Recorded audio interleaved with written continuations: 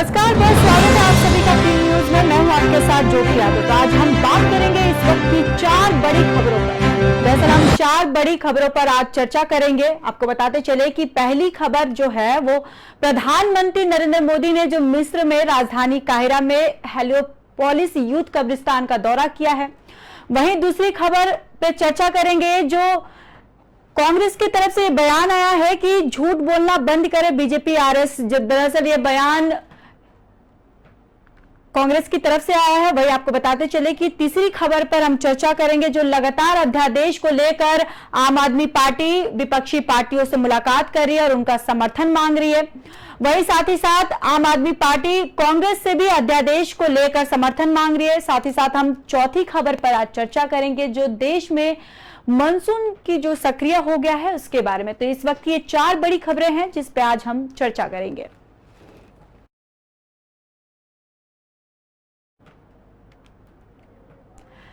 प्रधानमंत्री नरेंद्र मोदी ने रविवार को मिस्र की राजधानी काहिरा में हेलियोपोलिस युद्ध कब्रिस्तान का दौरा किया है और प्रथम विश्व युद्ध में सर्वोच्च बलिदान देने वाले भारतीय सैनिकों को श्रद्धांजलि दी। पीएम मोदी अल हकीम मस्जिद भी गए और अल हकीम मस्जिद काहिरा में 11वीं सदी का एक महत्वपूर्ण ऐतिहासिक और सांस्कृतिक स्थल है। यह मस्जिद भारत और मिस्र द्वारा साझा की गई और समृद्ध सांस्कृतिक विरासत के प्रमाण के रूप में खड़ी है।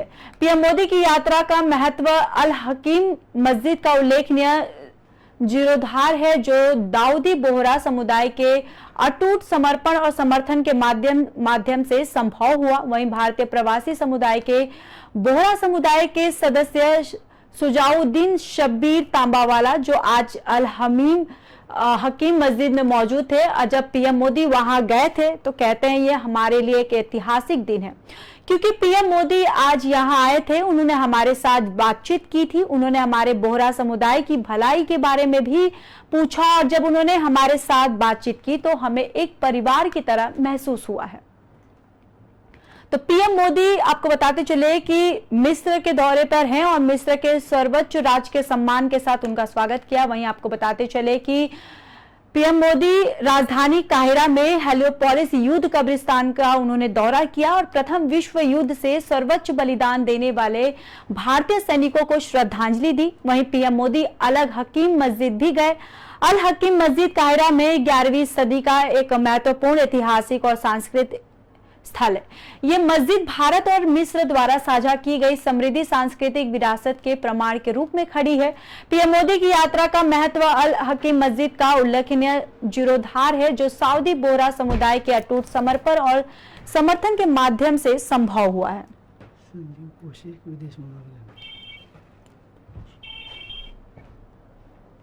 तो इसी खबर पर हमारे साथ चर्चा करने के लिए संजीव कौशिक जी जुड़ गए हैं, विदेश मामलों की जानकार हैं। संजीव जी बहुत बहुत स्वागत है। जी शुक्रिया। संजीव जी, जिस तरीके से मिस्र का दौरे पर प्रधानमंत्री हैं और जो उन्होंने मुलाकात की उनका स्वागत इतने भव्य तरीके से किया गया, तो किस तरीके से आप देखते हैं कि आने वाले जो दिनों में ये हमारे दोनों देशों के बीच मतलब किस तरीके के जो संबंध है ये कितने प्रभाव डाल सकते हैं?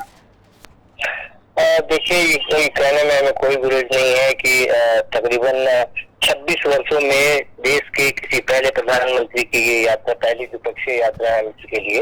अमेरिकी यात्रा संपन्न होने के बाद मिस्र के 2 दिनों की यात्रा के लिए प्रधानमंत्री जी निकले और शनिवार को काहिरा पहुंचे। वहां पे जिस तरह से उनका इस्तेकबाल वहां हुआ और ये कहा गया कि आप भारत के नायक हैं, प्रधानमंत्री जी ने बड़ी विनम्रता से कहा कि सारा हिंदुस्तान ही सबका नायक है और वो खास करके वहाँ धार्मिक सद्भाव, अतिवाद और जो कट्टरपंथ से मुकाबला करने से संबंधित जो बातें हैं उस पर वो चर्चा कर रहे हैं और उस पर उनको समर्थन जिस तरह से व्यापक रूप से मिल रहा है और वहाँ के लोगों के द्वारा जिस तरह से उनको सम्मान मिल रहा है, ये बड़े गर्व की बात है हिंदुस्तान के लोगों के लिए भी। वहाँ जिस तरह से उनको ऑर्डर ऑफ नाइट के द्वारा नवाजा गया, हमें ये कहने में भी बड़ा फख्र महसूस हो रहा है कि पिछले कुछ वर्षों में देश के प्रधानमंत्री जी को करीब 13 ऐसे सर्वोच्च राजकीय सम्मान से नवाजा गया है जो दुनिया के विभिन्न अलग अलग देशों से उनको मिला है हमारे प्रधानमंत्री जी को। तो लगातार भारत की बढ़ती हुई ताकत, भारत के प्रति बढ़ता हुआ सम्मान और देश के प्रधानमंत्री जी ने जिस तरह से हिंदुस्तान का सिर ऊंचा किया है, हमारे लिए बहुत गर्व का क्षण है। और निश्चित रूप से इस द्विपक्षीय वार्ता में हिंदुस्तान की एक मजबूती सामने आएगी और बहुत बड़ा एक मैसेज भी जाएगा पूरे विश्व में, जिस तरह से उनका इस्तेमाल वहाँ किया जा रहा है।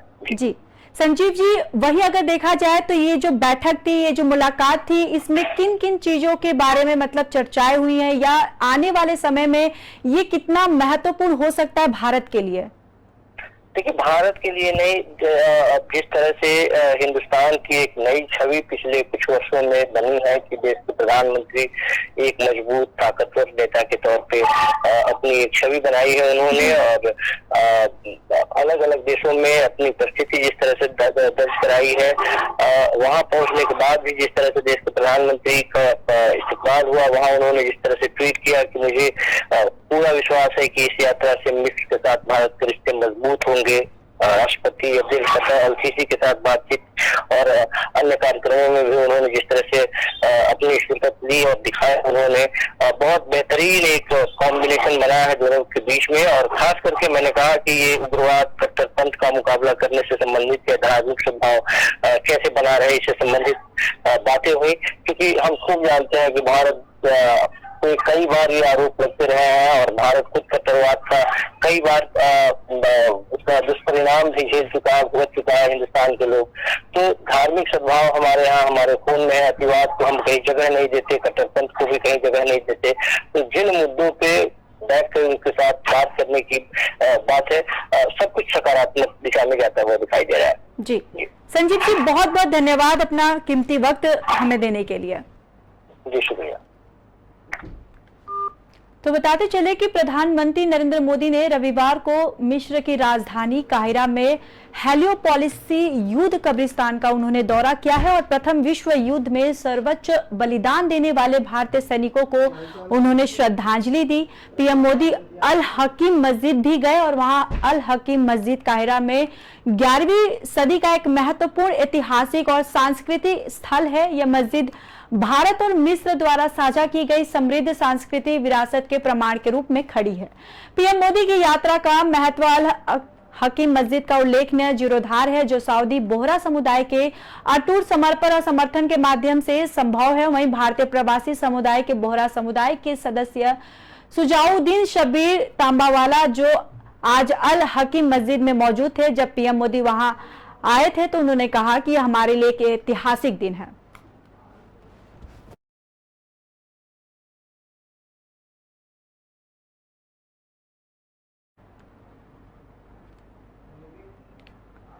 बढ़ते हैं अगली खबर की ओर। बीजेपी के 25 जून आपातकाल को काला दिवस मनाने को लेकर कांग्रेस प्रवक्ता अंशु अवस्थी का बयान सामने आया है। उन्होंने कहा कि आपातकाल का पर बीजेपी और आरएसएस के नेता झूठ बोलना बंद करें। झूठ बोलने से उस समय उनके द्वारा बाहरी ताकतों के इशारे पर लोकतंत्र को कमजोर करने के काले कारनामे छिपने वाले नहीं हैं। देश की जनता ने आपातकाल के बाद 1980 के चुनाव में इंदिरा गांधी के नेतृत्व में कांग्रेस को पुनः 353 सीटें देखकर अपना भरोसा कांग्रेस और गांधी परिवार पर जताया था। उन्होंने कहा कि कांग्रेस और गांधी परिवार हमेशा देश हित के लिए लड़ता रहा है। उन्होंने आरोप लगाया कि बीजेपी के लोग उन्होंने आजादी की लड़ाई में एक चींटी भी नहीं मारी, ना तो जेल गए, और वो लोग देश हित के लिए जब कोई बात करते हैं उससे हास्यास्पद कुछ नहीं सकते। तो कांग्रेस नेता का ये बड़ा बयान आया है। तो आपको बताते चले कि कांग्रेस नेता का बयान आया है। उन्होंने कहा है कि देश की आजादी के लिए बीजेपी ने कुछ भी नहीं किया है। वहीं दरअसल बीजेपी के 25 जून आपातकाल को काला दिवस मनाने को लेकर कांग्रेस प्रवक्ता अंशु अवस्थी का बयान सामने आया। उन्होंने कहा कि आपातकाल पर बीजेपी और आरएसएस के नेता झूठ बोलना बंद करें। झूठ बोलने से उस समय उनके द्वारा बाहरी ताकतों को इशारे पर लोकतंत्र को कमजोर करने काले कारनामे छिपने वाले नहीं है। देश की जनता ने आपातकाल के बाद 1980 के चुनाव में इंदिरा गांधी के नेतृत्व में कांग्रेस के पुनः 353 सीटें देकर अपना भरोसा कांग्रेस और गांधी परिवार पर जताया था। उन्होंने कहा कि कांग्रेस और गांधी परिवार हमेशा देश हित के लिए लड़ता रहा है। उन्होंने आरोप लगाया कि बीजेपी के लिए लोग उन्होंने आजादी की लड़ाई में एक चींटी भी नहीं मारी है, ना तो जेल गए, और वो लोग देश हित के लिए जब कोई बात करते हैं तो उससे हास्यास्पद कुछ नहीं है। तो कांग्रेस नेता का बीजेपी के खिलाफ से ये बयान आया है। उन्होंने कहा है कि बीजेपी ने देश की आजादी के लिए कुछ नहीं किया है। दरअसल आपको बताते चले कि बीजेपी 25 जून को आपातकाल को काला दिवस मनाने को लेकर कांग्रेस प्रवक्ता अंशु अवस्थी का ये बयान सामने आया है। अंशु अवस्थी जिसने बयान दिया, कांग्रेस प्रवक्ता।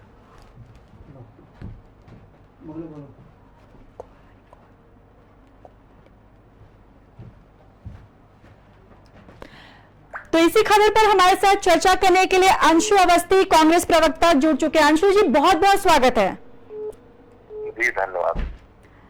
अंशु जी, जिस तरीके से ये आपका बयान आया है कि आपने आरोप लगाया है कि बीजेपी ने जो देश की आजादी के लिए कुछ भी नहीं किया है, आखिर ये बयान क्या दर्शाता है?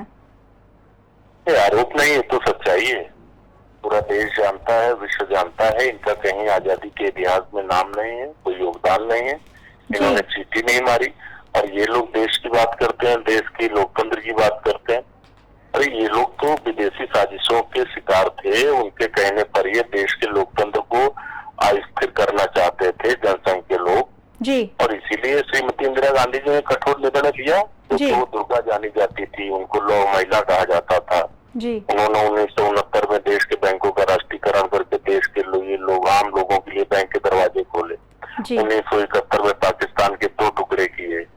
1974 में उन्होंने परमाणु संपन्न राष्ट्र बनाया परीक्षण करके। तो ये भाजपा के लोग क्या जाने, इनको देशभक्ति क्या पता। उन्होंने देश की एकता अखंडता के लिए बलिदान दे दिया अपना।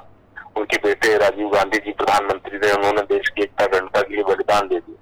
इन लोगों ने तो ये चीटी नहीं मारी। और ये लोग बात करते हैं आपातकाल के बाद देश की जनता ने हमको 353 सीटें दी, 353। और ये जो लोग आरोप लगा रहे हैं इनको 31 सीटों पर समेट दिया, 31। और यही फिर 2024 में होने जा रहा है, क्योंकि इन लोगों ने, ईमान सच्चाई बात ये है, इन लोगों ने आपातकाल लगा रखा है कि अपनी नाकामियों को छिपाने के लिए जो देश के संविधान सम्मत निर्णय है उन पर सवाल खड़ा करते हैं। लेकिन अंशु जी, जिस तरीके से बीजेपी भी तो ये आरोप लगाते आई है आपातकाल को लेकर कि जिस तरीके से इंदिरा गांधी ने संविधान का एक तरफ से देखा जाए, उन्होंने कहा है कि विपक्ष की तरफ से कि गला घोटा है और जो भी विपक्षी पार्टियां थी जिस तरीके से उनको जेल भेजा गया, तो लगातार ये आरोप बीजेपी लगाती है कांग्रेस पे। नहीं, वो सभी लोग जेल भेजे गए थे। और मैं फिर से कह रहा हूँ, जो लोग भी देश की एकता अखंडता को कमजोर करने की कोशिश करेंगे वो जेल भेजे जाएंगे। वो लोग जेल भेजे गए थे जो विदेशी ताकतों के हाथों साजिश कर रहे थे देश के लोकतंत्र को कमजोर करने की। इसीलिए श्रीमती इंदिरा गांधी जी ने कठोर निर्णय लिया और कठोर निर्णय लेने के लिए वो जान दी जाती थी। इसीलिए उन्हें लौह महिला कहते थे, दुर्गा कहते थे। पूरे विश्व में उन्होंने भारत का डंका बजाया। जब हमारे पास लाल गेहूं था उस समय भी उन्होंने अमेरिका के सामने नहीं झुकी। ताकि अमेरिका ने अपना 7वां बेड़ा भेज दिया था पाकिस्तान के समर्थन में, तब भी वो नहीं झुकी। तो ये जो लोग विदेशी ताकतों के साजिश के दम पर साजिश कर रहे थे, देश के लोकतंत्र को कमजोर कर रहे थे, जिस तरीके का माहौल देश में बना दिया था, तो ऐसे में इंदिरा गांधी जी ने संविधान सम्मत आपातकाल का निर्णय लिया और आपातकाल से जनता खुश थी। इसीलिए जनता ने 1980 में ये जो झूठ बोलने वाले जनसंघ, भाजपा, आरएसएस के लोग, इनको 31 सीटें दी और श्रीमती इंदिरा गांधी और कांग्रेस पार्टी को 353 सीटें दी। 353। इतना बड़ा जनादेश तो नरेंद्र मोदी को भी नहीं मिला आपातकाल के बाद। और इनकी हिम्मत हो तो आपातकाल लगा के दिखाएं, क्योंकि वो देश के प्रति समर्पित थी। देश हित में उन्होंने निर्णय लिए, देश हित में जो भी जरूरी था निर्णय लिया।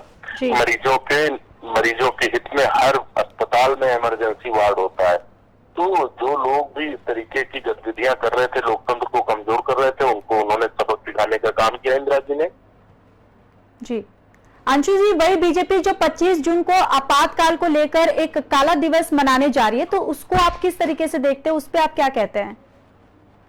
देखिए, ये बीजेपी और आरएसएस के लोगों का रोना इसलिए है क्योंकि ये जो विदेशी जो ताकतें थी, जो देश को कमजोर करना चाहती थी, उनके इशारे पर ये जो इनका अभियान था कि देश के लोकतंत्र को कमजोर करो, उससे ये सफल नहीं हो पाए। इंदिरा जी ने कठोर निर्णय लेकर इन सबको जेल में ठोस कर सबक सिखाने का काम किया। तो ये उसी का रोना रोते हैं, क्योंकि इनके जो वो थे, इनके जो नेता थे वो अपने उद्देश्य में सफल नहीं हो पाए लोकतंत्र को कमजोर करने के। तो इसीलिए रोज ये रोना रोते हैं और ये काला दिवस मनाते हैं। अरे इनको शर्म आनी चाहिए। जो लोग देश की आजादी से बाहर थे, जिन्होंने अंग्रेजों का साथ दिया और आजादी के बाद भी ये विदेशी ताकतों के हाथों इस्तेमाल होते रहे, ये लोग किस मुंह से काला दिवस मनाते हैं? जनता ने तो हमें अपना आशीर्वाद और समर्थन दे दिया। जनता ने तो लोकतंत्र काला आपातकाल के बाद इतना बड़ा जनादेश दिया जितना बड़ा नरेंद्र मोदी को भी नहीं मिला। जी। तो ये किस मुंह से मनाते हैं? इनको तो शर्म आनी चाहिए, इनको माफी मांगनी चाहिए, क्योंकि इनकी वजह से जो विदेशी ताकतों के हाथों से खेल रहे थे, इनकी वजह से श्रीमती इंदिरा गांधी जी को इतना कठोर निर्णय लेना पड़ा। तो इनको तो शर्म आनी चाहिए, इनको तो माफी मांगनी चाहिए। ये काला दिवस नहीं, ये भाजपा के लिए माफी दिवस है। इनको माफी दिवस मनाना चाहिए। जी अंशु जी, बहुत बहुत धन्यवाद हमारे साथ इस बातचीत के लिए। तो कांग्रेस नेता किसके सामने से ये बयान आया है, दरअसल उन्होंने बीजेपी पे तंज कसते हुए कहा है कि बीजेपी या आरएसएस दोनों ने ही देश को आजाद करने के लिए कुछ नहीं किया है।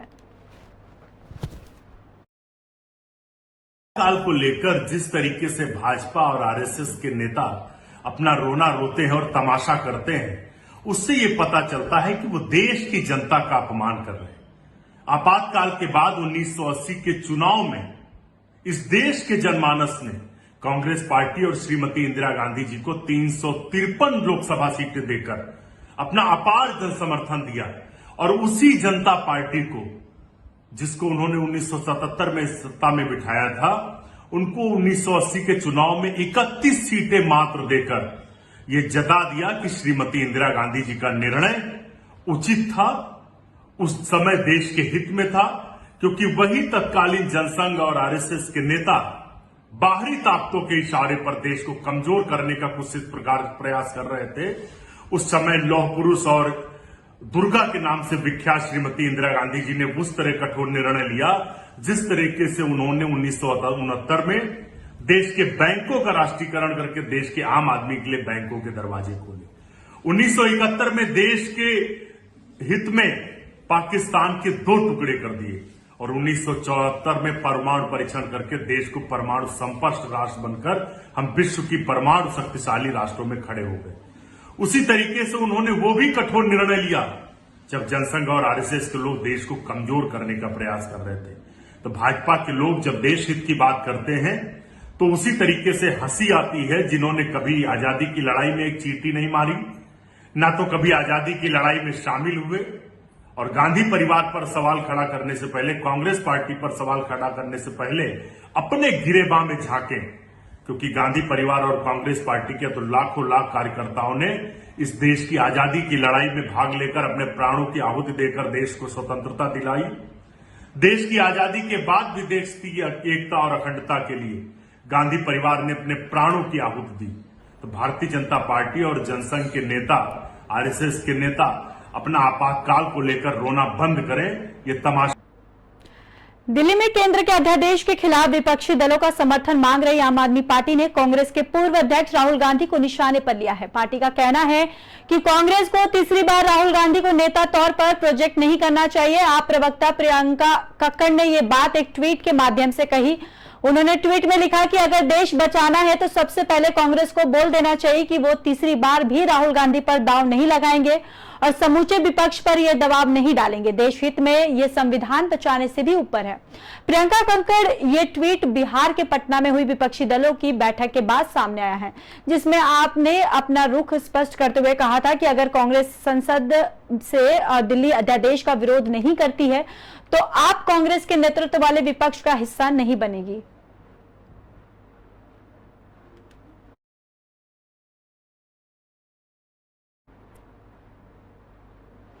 मानसून के दस्तक देते ही देश के कई राज्यों में आफत की बारिश शुरू हो गई है। दिल्ली मुंबई में झमाझम बारिश के बीच आफत की कुछ तस्वीरें भी सामने आई हैं।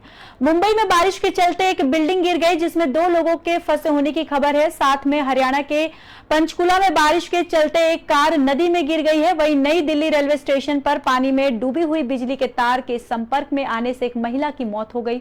हरियाणा के पंचकुला के खड़क मंगौली के पास माथा टेकने आई एक महिला की गाड़ी नदी में बह गई और जानकारी के मुताबिक महिला अपनी मां के साथ माथा टेकने के लिए आई थी। नदी के किनारे गाड़ी खड़ी की तो उसी दौरान पानी का बहाव तेज हो गया, जिसके चलते गाड़ी नदी में बह गई।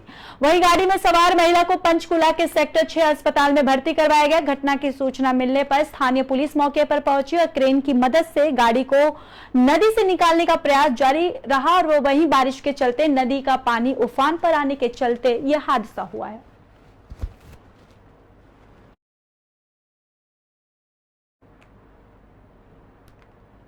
फिलहाल इस बुलेटिन में बस इतना ही। बाकी देश और दुनिया की खबरों के लिए देखते रहिए पी न्यूज।